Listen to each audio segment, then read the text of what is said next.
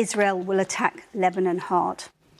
Caroline Hawley there. Well, with me here in the studio is Mohamed Taha from BBC Arabic. Let's talk about what Hezbollah is just reading on the wires, actually, saying it's launched dozens of rockets at Israel. We've seen throughout this war, haven't we, rockets fired across the border fire.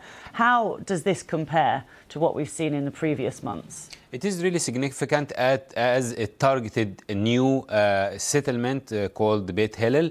So when the shelling includes new territories, this is an indication that this war is getting escalating. So this came as a response of a killing of another field leader in southern Lebanon in the last hours by an Israeli strike. This war between Hezbollah and Israel, it looks like is getting widening, as the Secretary General of Hezbollah said in the last days, that this war is not only as a support for Gaza, but also this is a separate war, an all-out war, and is really getting escalating. And all the eyes are on Hezbollah, whether they will be sharing the anticipated Iranian response for the killing of Ismail Haniyeh on their territories or not. This is what everybody's waiting. Yeah, and what can be done to de-escalate? That is the main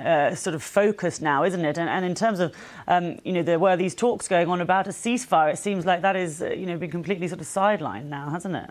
It looks like all routes to ceasefire are blocked at the moment. All the eyes are going to the anticipated Iranian response. There were an Israeli delegation in Cairo yesterday trying to discuss something. We heard about the heated phone call between Benjamin Netanyahu and President Biden about the need for a ceasefire in 2 weeks, as the President Biden was wanting. Whether this will happen or not, this will depend on how Iran will respond, whether Hezbollah will be a part of that, whether the Houthis will be part of that, what will be the Israeli response for that Iranian revenge. But all the hopes that a ceasefire would be reached. I just watched news coming from Gaza. People are really suffering and in really bad need for this ceasefire. Yeah. Well, thank you very much, Mohamed Taha from BBC Arabic. Thank you. Well, let's bring in Laura Blumenfeld, who previously served as Senior Policy Advisor on the US State Department's Israel-Palestinian negotiating